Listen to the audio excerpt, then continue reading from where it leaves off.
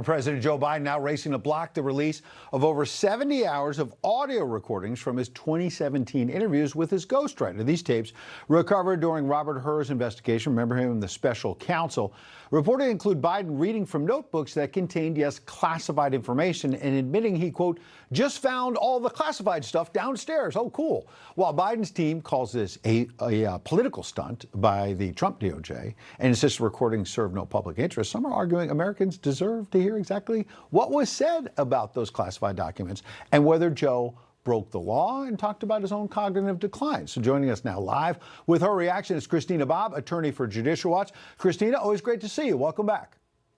Thanks for having me, Ed. What could Sleepy Joe possibly be hiding here, I guess? Well, there's a lot that he could be hiding. I think you hit the nail on the head when there's questions about classified information. What was he sharing with this ghostwriter who should not have had a security clearance? I don't believe had a security clearance. His cognitive decline. You know, all of this stuff is very interesting information that the American people have a right to know. The thing that strikes me is when he released these tapes over to the Hur investigation, he was the president. He was the sitting president. And so it strikes me as odd that there wouldn't be some type of agreement. And maybe there is. We'll find that out as this court battle goes on. But what they're claiming is that they had an agreement that we'll turn this over as long as it's not going to be made public. It's not going to be, released for, anybody other than the Hur investigation. That tells me that they were counting on remaining in control of the Department of Justice, and they didn't count on a change in administration. I mean, if that's the case, that's a huge oversight. Right. And they tried to put your former boss, the current president, Donald Trump, in jail, in prison over classified documents. But Sleepy Joe gets a little pass here. I want to put this up on the screen. Dr. Jill Biden posted this photo on Mother's Day. Very curious. Sitting alone in bed, enjoying what she calls a cup of Joe in the caption. But people are asking online, where's the actual Joe? It's like Joe Biden has disappeared. I get it's Mother's Day, but where's Joe?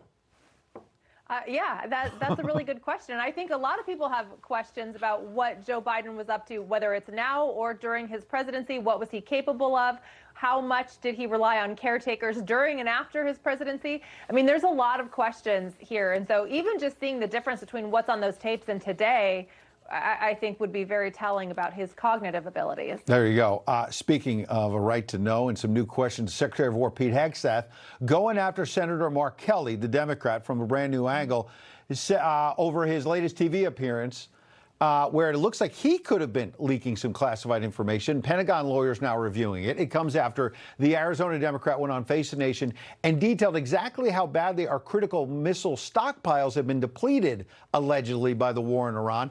Information that came, yes, out of a classified briefing, and it comes days after an appeals court appeared ready to reject Hegseth's bid to hold Kelly accountable over that seditious 6 video. So he may be trying to find a new angle to hold him accountable. Your thoughts? I mean, how can these Democrat senators get a classified briefing and then almost immediately go on TV and say, here's the stuff we're not supposed to tell you? Where's the law?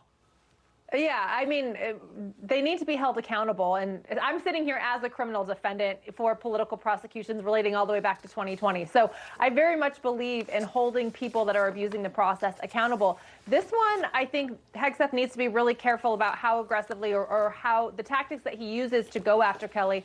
Because the last time, as you mentioned, when they were going after the seditious 6, Mark Kelly's planning on running for president, and he raised $13 million off of that, and Hegseth probably inadvertently turned him into a bit of a martyr. Right. So they need to be careful that they're not propelling his presidential campaign and actually just focus on the law and focus on holding people accountable that really need to be held accountable. Interesting point you make. The Democrats raise money off it and never get held accountable, which angers a lot of people. Christina, thank you. Thanks.